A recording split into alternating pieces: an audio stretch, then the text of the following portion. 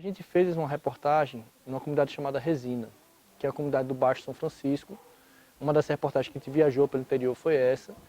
Aí eu percebi o seguinte, que havia uma expectativa muito grande da comunidade daquela denúncia, porque eles recebiam constantemente ameaças para deixarem aquelas terras. Em determinado momento a gente foi até a casa de um dos moradores, que não morava mais da comunidade, mas que tinha ganhado a casa, né, como forma de presente daquele poder local ali para sair daquela comunidade.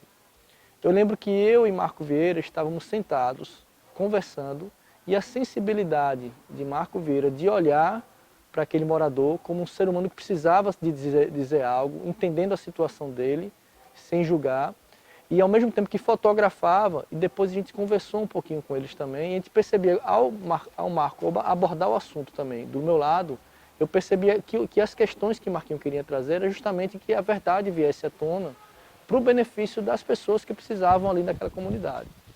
E é interessante observar o seguinte, essa matéria demorou muito para sair no jornal, por conta de pressões comerciais, mas a matéria acabou saindo, uma reportagem muito grande, né? A gente tratava toda a história ali da comunidade, todas as questões, entrevistou também alguns poderes públicos também, vereador local, entrevistamos o poder de uma construtora que queria, na verdade, aquelas casas, aquele terreno belíssimo na beira de São Francisco para fazer um resort e que expulsaria aquelas famílias dali.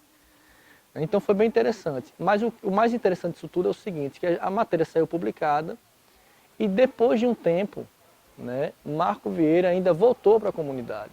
Eu acho que isso é que mostra o caráter da pessoa, né, porque mesmo sem nenhuma necessidade profissional, necessidade de fazer matéria ou tudo, né, uma pressão do tempo do jornal, Marco voltou por conta própria, com o próprio dinheiro do bolso, para conhecer mais a realidade daquelas pessoas. Ele ficou tão tocado ali, fez imagens belíssimas, que eu acho que a ideia era até fazer uma exposição para mostrar um pouco a forma de vida daquelas pessoas, criou amigos ali naquela comunidade, né, comeu com eles, né, dormiu, a luz de na época não tinha luz elétrica lá, né, comeu o camarão ali naquela... Então a gente percebia que ali havia um coração, né, sensível para aquelas questões.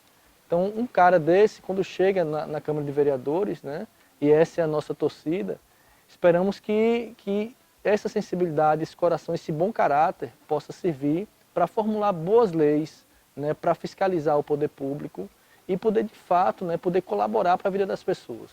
Então a vivência de Marquinhos também, a vivência que ele teve de superação, de encontrar força no diálogo, na resiliência, né? Isso também é inspirador para muitas pessoas que ainda estão em uma situação, às vezes, social complicada, né? Pela opressão, às vezes, de um sistema que não dá acesso à educação, que não dá acesso, né, à sua criatividade. Então, essa origem dele, né, todo esse caminho que ele fez até hoje, né, é a sua força, é a sua fortaleza, é a sua história, né, que pode levar isso para dentro de um espaço político privilegiado. É um espaço, às vezes, muito desacreditado, a política, digamos, de Câmara de Vereadores, de prefeito, ainda na população é muito desacreditada, mas me faz reacender um pouco a chama da esperança de ver uma pessoa que possa, de fato, atuar lá. Né? Eu sempre fui muito reservado, né, em me manifestar publicamente sobre políticas, candidatos ou partidos. Porque eu acho que a minha imagem sempre é uma coisa que eu tento preservar bastante. Mas eu gostaria de, nesse momento, abrir mão disso, porque eu acho que merecemos, às vezes, nos posicionar, principalmente em quem a gente acredita. Eu sou Tiago Paulino, moro na Aruana, sou professor e vou com Marco Vieira, 65223.